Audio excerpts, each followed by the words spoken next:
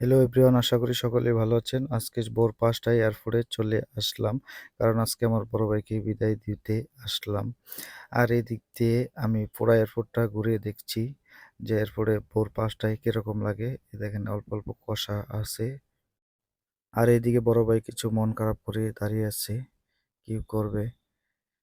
আর এদিকে আমাদের ২ টা কুলি চলে আসছে। তারা ব্যাগ নিয়ে চলে আসছে। আর এদিক থেকে আমরা এখন চলে যাব উপরে দোতলায় টার্মিনাল 2 এ।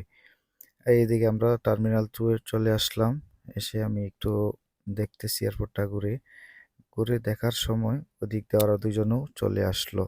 আর এদিক দিয়ে আমার মনটা এত খারাপ ছিল আজকে, সেটা বলে বোঝাতে পারবো না।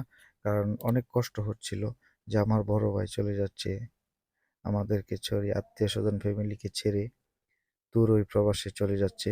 অবশ্যই সবাই আমার বড় ভাইয়ের জন্য দোয়া করবেন। হ্যাঁ?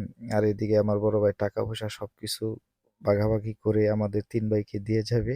ঠিক আছে? বাংলাদেশের টাকা উনি নিয়ে কি করবে? এজন্য আমাদেরকে সব টাকা দিয়ে যাবে। আর এইদিকে আমাদের টাকা-পয়সা বন্টন করা শেষ।